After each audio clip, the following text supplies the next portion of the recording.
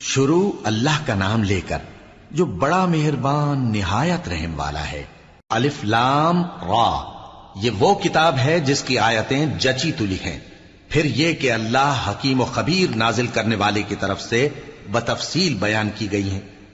اس کا پیغام یہ ہے کہ اللہ کے سوا کسی کی عبادت نہ کرو، اور میں اس کی طرف سے تم کو ڈر سنانے والا اور خوشخبری دینے والا ہوں۔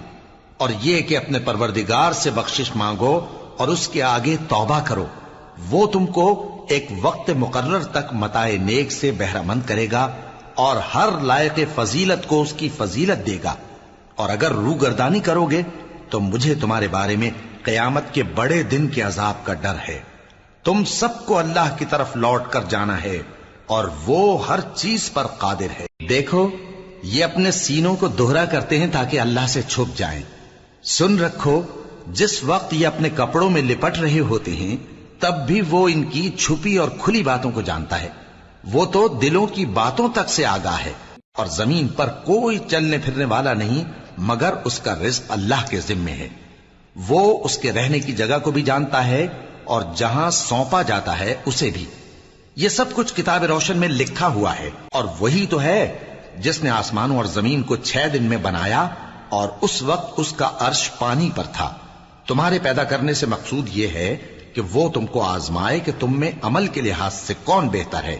اور اے نبی، اگر تم کہو کہ تم لوگ مرنے کے بعد زندہ کر کے اٹھائے جاؤ گے تو کافر کہہ دیں گے کہ یہ تو کھلا جادو ہوا۔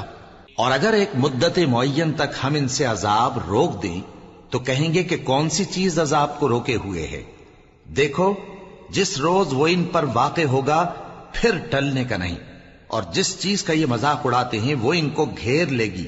اور اگر ہم انسان کو اپنے پاس سے نعمت بخشیں پھر اس سے اس کو چھین لے تو نا امید اور ناشکرا ہو جاتا ہے۔ اور اگر تکلیف پہنچنے کے بعد آسائش کا مزہ چکھائیں تو خوش ہو کر کہتا ہے کہ سب سختیاں مجھ سے دور ہو گئیں۔ بے شک وہ ہے ہی خوشی میں مست ہو جانے والا، بڑا فخر جتانے والا۔ ہاں، جنہوں نے صبر کیا اور عمل نیک کیے، یہی ہیں جن کے لیے بخشش اور اجر عظیم ہے۔ تو شاید تم کچھ چیز وہی میں سے جو تمہارے پاس آتی ہے چھوڑ دو، اور اس خیال سے تمہارا دل تنگ ہو کہ کافر یہ کہنے لگیں کہ اس پر کوئی خزانہ کیوں نہیں نازل ہوا، یا اس کے ساتھ کوئی فرشتہ کیوں نہیں آیا۔ اے نبی، تم تو صرف نصیحت کرنے والے ہو، اور اللہ ہر چیز کا نگہبان ہے۔ کیا یہ لوگ کہتے ہیں کہ اس نے قرآن از خود بنا لیا ہے؟ کہہ دو کہ اگر سچے ہو تو تم بھی ایسی 10 صورتیں بنا لاؤ، اور اللہ کے سوا جس جس کو بلا سکتے ہو بلا بھی لو۔ بس اگر وہ تمہاری بات قبول نہ کریں تو جان لو کہ یہ قرآن اللہ کے علم سے اترا ہے، اور یہ کہ اس کے سوا کوئی معبود نہیں۔ تو کیا تم لوگ اسلام لاتے ہو؟ جو لوگ دنیا کی زندگی اور اس کی زیب و زینت کے طالب ہوں، ہم ان کے اعمال کا بدلہ انہیں دنیا ہی میں دے دیتے ہیں، اور اس میں ان کی حق تلفی نہیں کی جاتی۔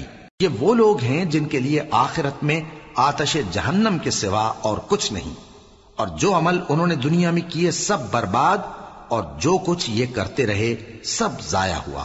بھلا جو لوگ اپنے پروردگار کی طرف سے دلیل روشن رکھتے ہوں اور ان کے ساتھ ایک آسمانی گواہ بھی اس کی جانب سے ہو، اور اس سے پہلے موسیٰ کی کتاب ہو جو پیشوا اور رحمت ہے، تو کیا وہ قرآن پر ایمان نہیں لائیں گے؟ یہی لوگ تو اس پر ایمان لاتے ہیں، اور جو کوئی اور فرقوں میں سے اس سے منکر ہو تو اس کا ٹھکانہ آگ ہے۔ تو تم اس قرآن سے شک میں نہ ہونا، یہ تمہارے پروردگار کی طرف سے حق ہے، لیکن اکثر لوگ ایمان نہیں لاتے۔ اور اس سے بڑھ کر ظالم کون ہوگا جو اللہ پر جھوٹ باندھے؟ ایسے لوگ اپنے رب کے سامنے پیش کیے جائیں گے اور گواہ کہیں گے کہ یہی لوگ ہیں جنہوں نے اپنے پروردگار پر جھوٹ بولا تھا۔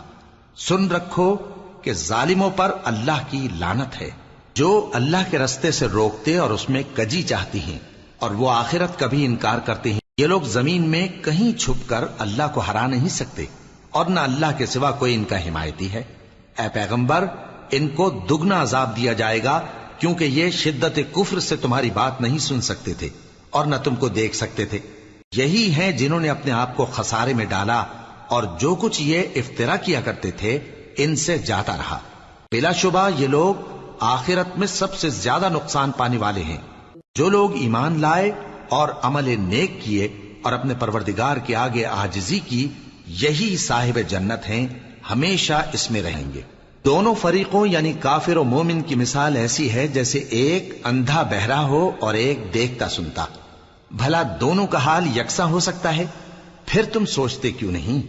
اور ہم نے نوح کو ان کی قوم کی طرف بھیجا تو انہوں نے ان سے کہا کہ میں تم کو کھول کھول کر ڈر سنانے اور یہ پیغام پہنچانے آیا ہوں کہ اللہ کے سوا کسی کی عبادت نہ کرو، مجھے تمہاری نسبت دردناک عذاب کا خوف ہے۔ تو ان کی قوم کے سردار جو کافر تھے کہنے لگے کہ ہم تم کو اپنے ہی جیسا ایک آدمی دیکھتے ہیں اور یہ بھی دیکھتے ہیں کہ تمہارے پیرو وہی لوگ ہوئے ہیں جو ہم میں ادنا درجے کے ہیں، اور وہ بھی سطحی رائے سے، اور ہم تم میں اپنے اوپر کسی طرح کی فضیلت نہیں دیکھتے بلکہ تمہیں جھوٹا خیال کرتے ہیں۔ فرمایا کہ اے قوم دیکھو تو، اگر میں اپنے پروردگار کی طرف سے دلیل روشن رکھتا ہوں اور اس نے مجھے اپنے ہاں سے رحمت بخشی ہو جس کی حقیقت تم سے پوشیدہ ہو گئی ہے، تو کیا ہم اس کے لیے تمہیں مجبور کر سکتے ہیں جبکہ تم اس سے ناخوش ہو؟ اور اے قوم، میں اس نصیحت کے بدلے تم سے مال و زر کا مطالبہ تو نہیں کرتا، میرا صلہ تو اللہ کے ذمے ہے، اور جو لوگ ایمان لائے ہیں میں ان کو نکالنے والا بھی نہیں ہوں، وہ تو اپنے پروردگار سے ملنے والے ہیں، لیکن میں دیکھتا ہوں کہ تم لوگ نادانی کر رہے ہو۔ اے میری قوم، اگر میں ان کو نکال دوں تو اللہ کی گرفت سے بچانے کے لیے کون میری مدد کر سکتا ہے؟ بھلا تم غور کیوں نہیں کرتے؟ اور میں نہ تم سے یہ کہتا ہوں کہ میرے پاس اللہ کے خزانے ہیں، اور نہ یہ کہ میں غیب جانتا ہوں، اور نہ یہ کہتا ہوں کہ میں فرشتہ ہوں، اور نہ ان لوگوں کی نسبت جن کو تم حقارت کی نظر سے دیکھتے ہو یہ کہتا ہوں کہ اللہ ان کو بھلائی یعنی اعمال کی جزا نہیں دے گا۔ جو ان کے دلوں میں ہے اسے اللہ خوب جانتا ہے، اگر میں ایسا کہوں تو بے انصافوں میں ہو جاؤں۔ انہوں نے کہا کہ نوح، تم نے ہم سے جھگڑا تو کیا اور جھگڑا بھی بہت کیا، اب اگر تم سچے ہو تو جس چیز سے ہمیں ڈراتے ہو وہ ہم پر لا نازل کرو۔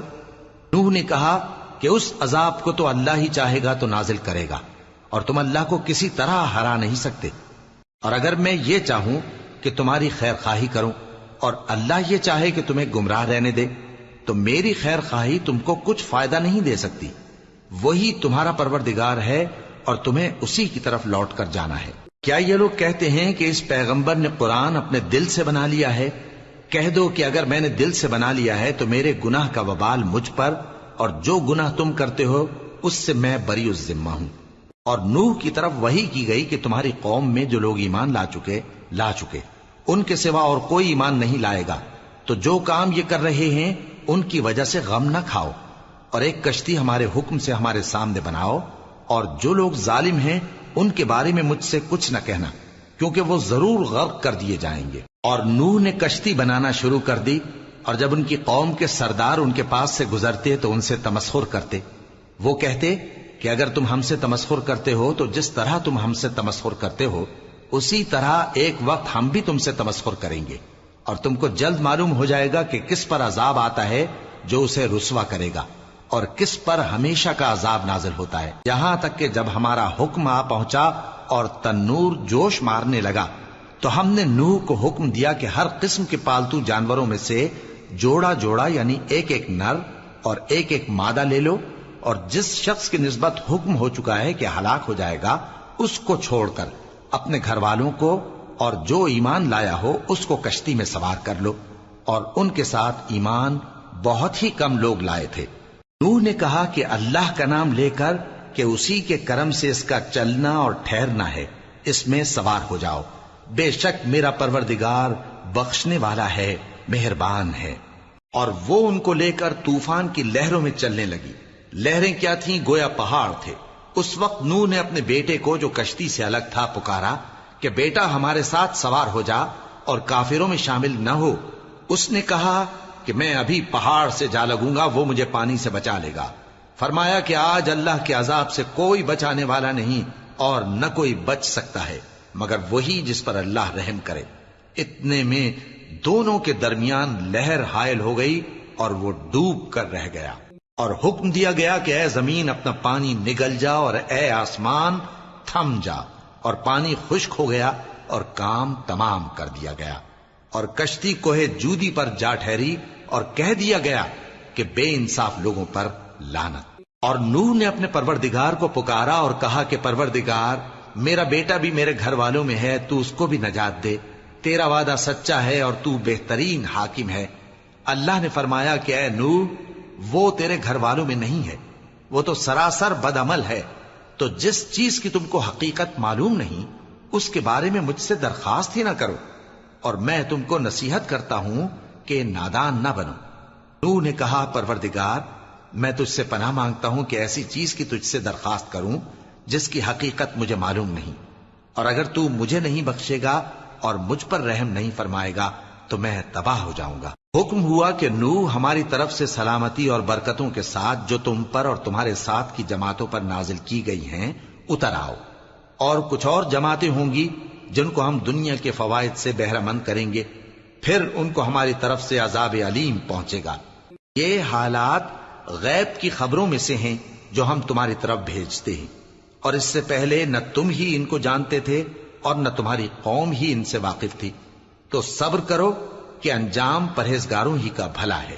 اور ہم نے قوم عاد کی طرف ان کے بھائی ہود کو بھیجا، انہوں نے کہا اے میری قوم، اللہ ہی کی عبادت کرو، اس کے سوا تمہارا کوئی معبود نہیں، تم شرک کر کے اللہ پر محض بہتان باندھتے ہو۔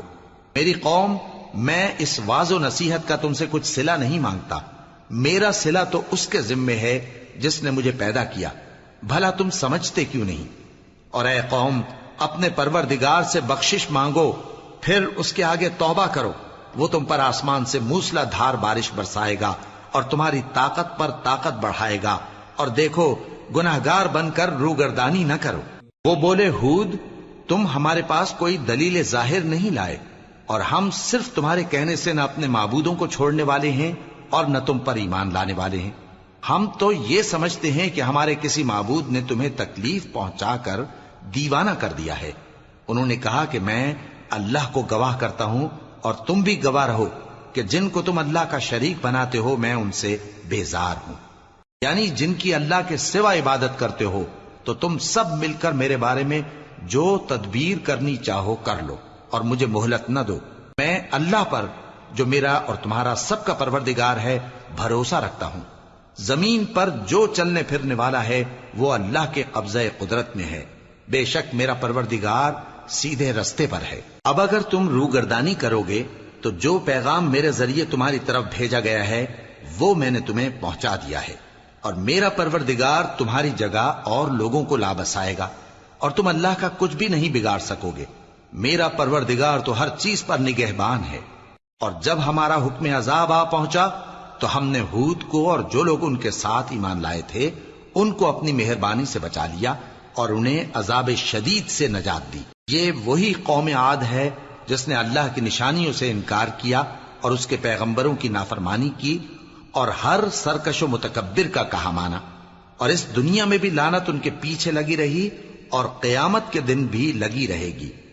دیکھو قوم عاد نے اپنے پروردگار سے کفر کیا، اور سن رکھو قوم عاد پر پھٹکار ہے جو ہود کی قوم تھی۔ اور قوم سمود کی طرف ان کے بھائی صالح کو بھیجا تو انہوں نے کہا اے قوم، اللہ ہی کی عبادت کرو، اس کے سوا تمہارا کوئی معبود نہیں، اسی نے تم کو زمین سے پیدا کیا اور اس میں آباد کیا، تو اس سے مغفرت مانگو اور اس کے آگے توبہ کرو، بے شک میرا پروردگار نزدیک بھی ہے اور دعا کا قبول کرنے والا بھی ہے۔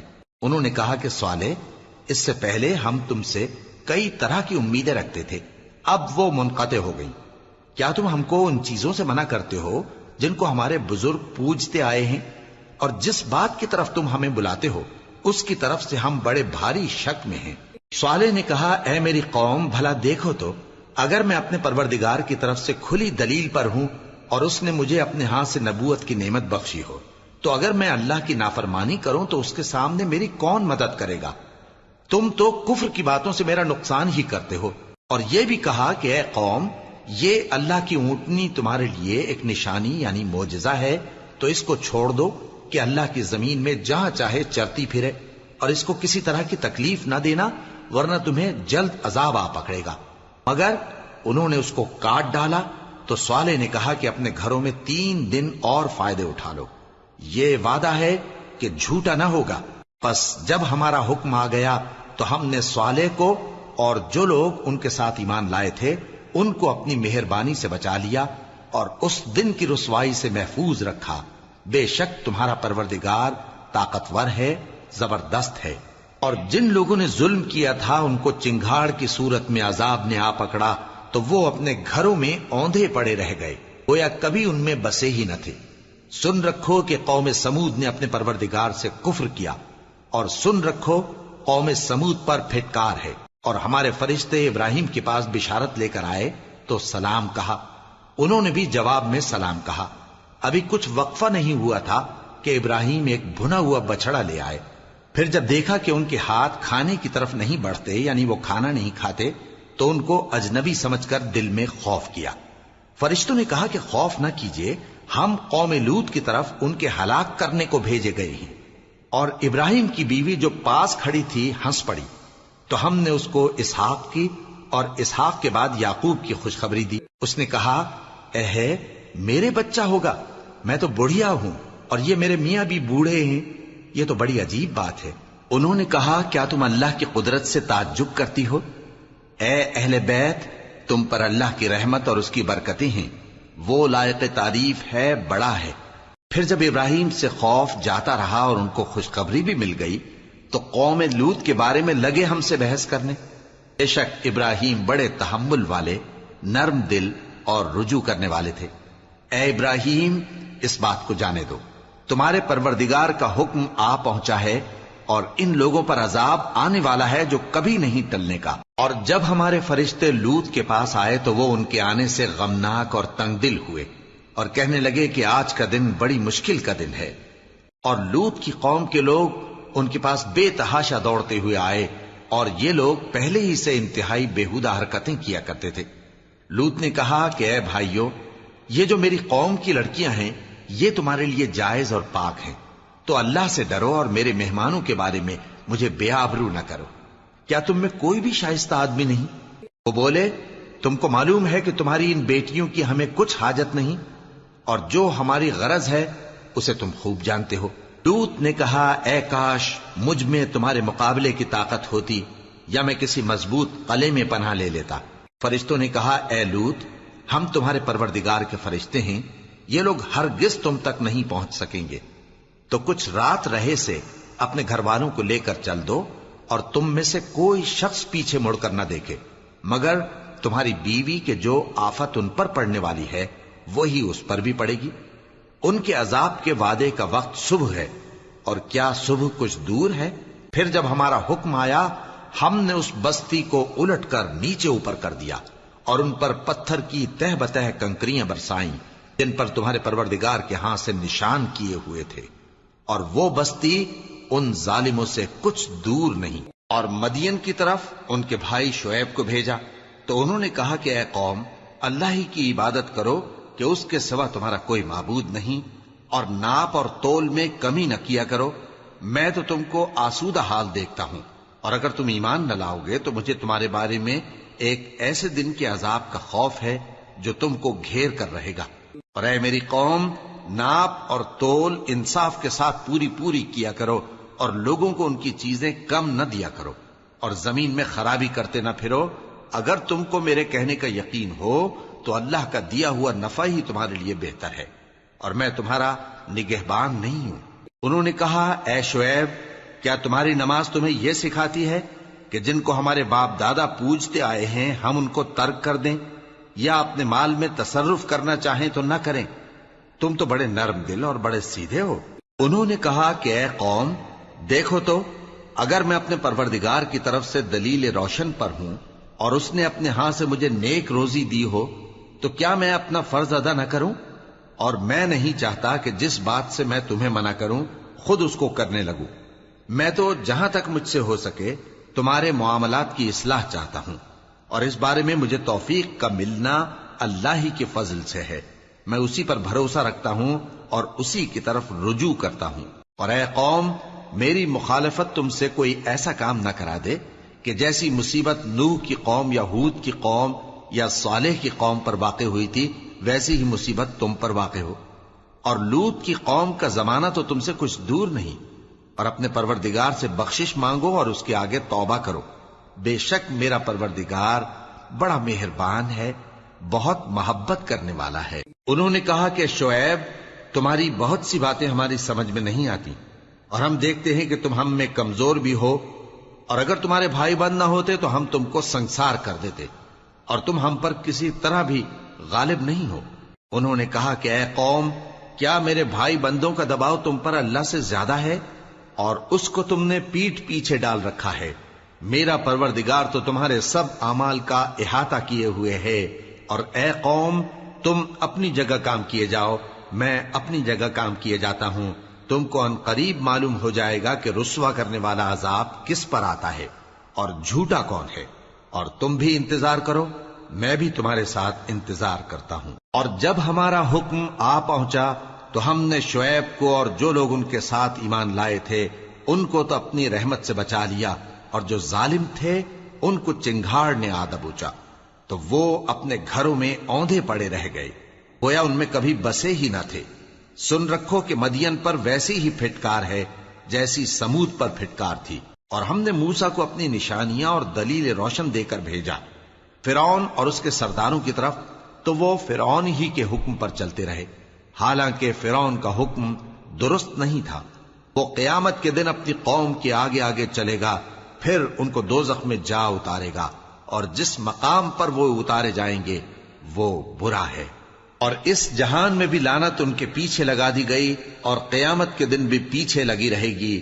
جو انعام ان کو ملا ہے برا ہے۔ یہ پرانی بستیوں کے تھوڑے سے حالات ہیں جو ہم تم سے بیان کرتے ہیں، ان میں سے بعض تو باقی ہیں اور بعض تہس نہس ہو گئیں۔ اور ہم نے ان لوگوں پر ظلم نہیں کیا بلکہ انہوں نے خود اپنے اوپر ظلم کیا۔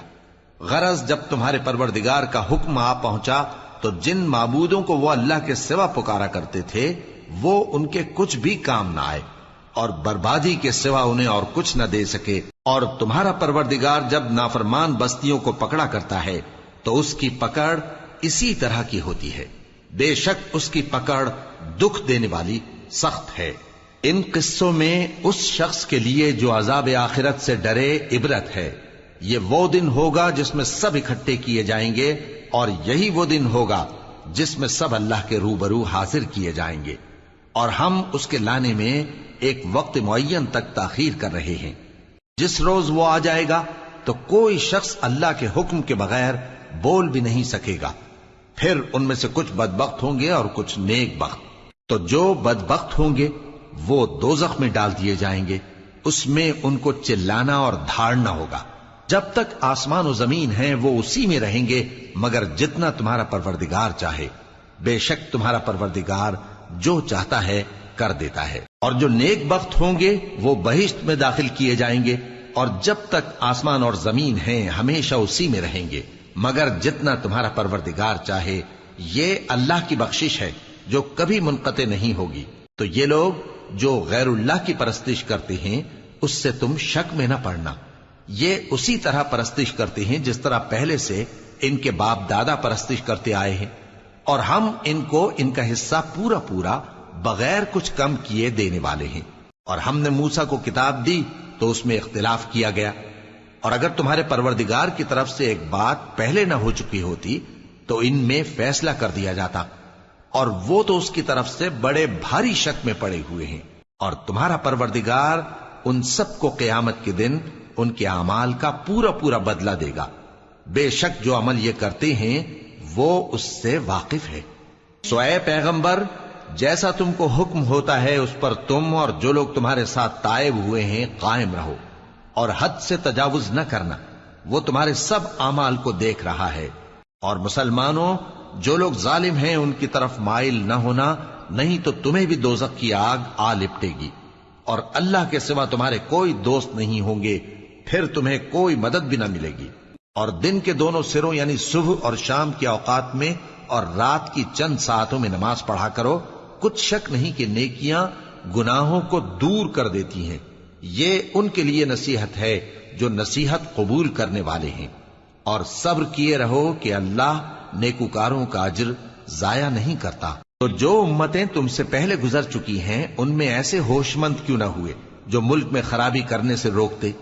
ہاں، ایسے تھوڑے سے تھے جن کو ہم نے ان میں سے نجات بخشی، اور جو ظالم تھے وہ انہی باتوں کے پیچھے لگے رہے جن میں عیش و آرام تھا، اور وہ گناہوں میں ڈوبے ہوئے تھے۔ اور تمہارا پروردگار ایسا نہیں ہے کہ بستیوں کو جبکہ وہاں کے باشندے نیکوکار ہوں از راہ ظلم تباہ کر دے، اور اگر تمہارا پروردگار چاہتا تو تمام لوگوں کو ایک ہی جماعت کر دیتا، اور وہ برابر اختلاف کرتے رہیں گے، مگر جن پر تمہارا پروردگار رحم فرمائے، اور اسی لیے اس نے ان کو پیدا کیا ہے، اور تمہارے پروردگار کا قول پورا ہو گیا کہ میں دوزخ کو جنوں اور انسانوں سب سے بھر دوں گا۔ اور اے نبی اور پیغمبروں کے وہ سب حالات جو ہم تم سے بیان کرتے ہیں، ان سے ہم تمہارے دل کو جمائے رکھتے ہیں، اور ان حالات میں تمہارے پاس حق پہنچ گیا، اور یہ مومنوں کے لیے نصیحت اور عبرت ہے۔